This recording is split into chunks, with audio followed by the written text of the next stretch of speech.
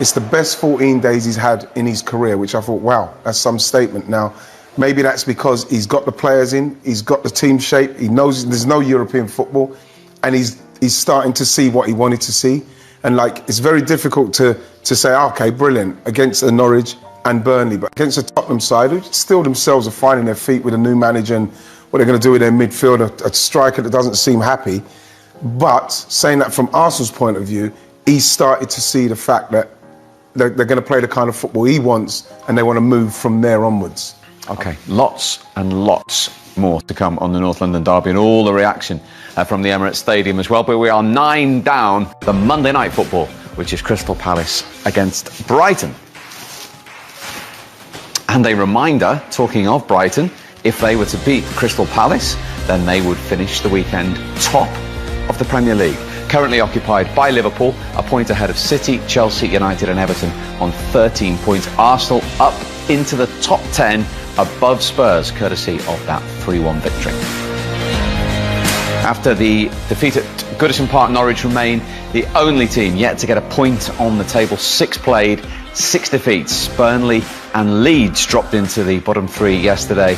Then come Newcastle just on goal difference, and Southampton, after that defeat earlier today, stay 5th from bottom on 4 points. From the Emirates Stadium, we'll be back there live with David Seaman amongst others as well. But let's get some more from Righty and Glenn. What impressed you most overall about Arsenal today? Probably the progressive passing, Martin Odegaard in particular.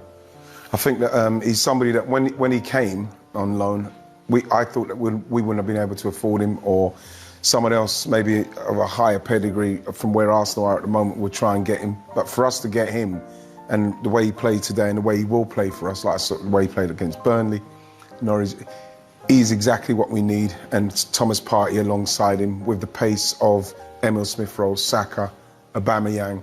You know, he is somebody that gets in there and he controls the game, the tempo of the game, gets himself into those clever little pockets of space where he gets, and he's so good with it. He's so technically good. He's not rushed anyway.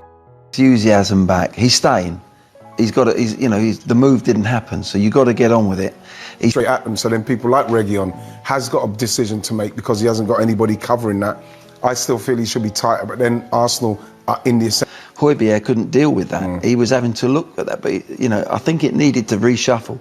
I think Ndembele should have maybe gone back square with him, and they could have nullified those positions, and then put at Dele Alli a little bit more advanced, where he's going to go and hurt teams.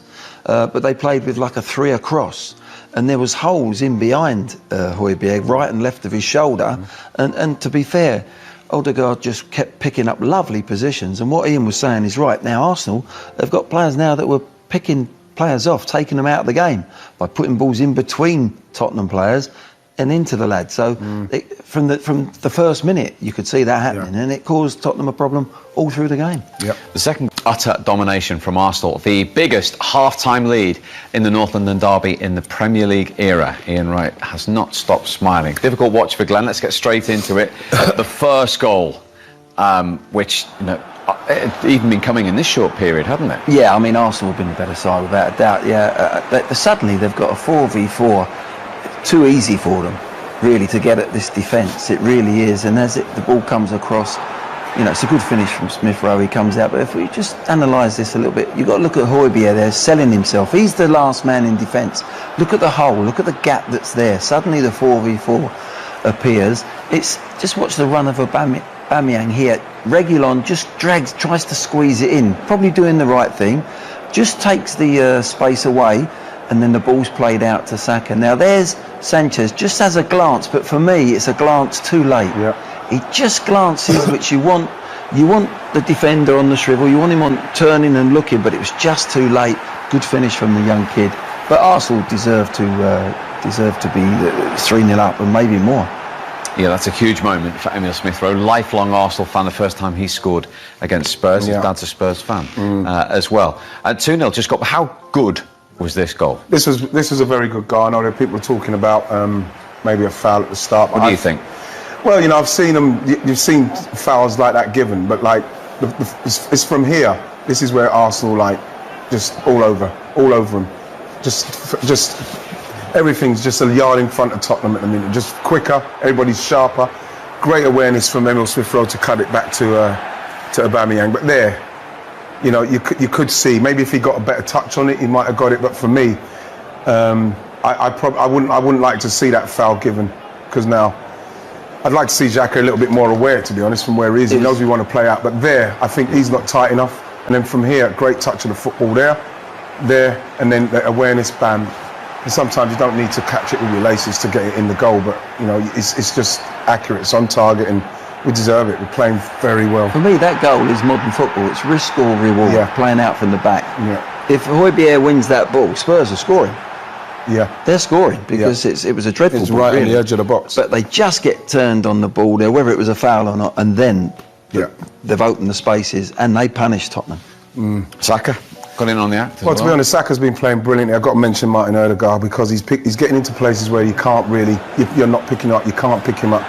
But Saka, I think the first goal, as much as Reguilon got caught inside, I don't think he came out quick enough to Saka, and I'm saying he's got the run of him, he's got the beating of him. And I think that once he's got here with Eric Dyer, I'm saying go at him, and in the end, he's got it. But you look at Harry Kane, you look at this. This here, Harry Kane's lost the ball, and he shows a lot of desire, which I'm not actually seeing in the other box. But once we get into this situation, look at Harry Kane coming back. He needs to start showing that desire the other way. Gets the luck, Saka, and then he finishes it really well. Gaffer, look, it's actually, look at that touch there. It's a little bit behind him, and he's just brilliantly. It's a great finish. Really Harry Kane has shown a great attitude. You know, he wants to make up for his mistake. Yeah. Gets back and he's a bit unlucky. You know, if he tackles that and comes out with the ball, we're all going, wow. Yeah. You know, great attitude. It rolls to Saka, but the finish was excellent. As you say, it was like half a touch. Look at Arteta celebrating. He knows now they're in the driving seat at 3-0 and they're playing. I mean, this is a team that's at the moment 14th. My concerns for Tottenham are they're 14th in the league and they're outclassing Tottenham at the moment in the North London derby. So there are some real big concerns from the Spurs side of the fence, and that's a massive half-time for Nuno. It really is. Huge, and as you can see, because of those 3 goals, as it stands, Arsenal above their North London rivals in the Premier League table. 3-0 they have.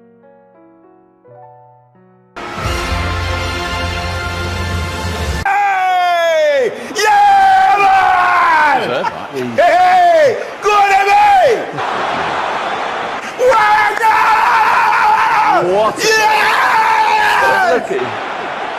Take him on! Left side.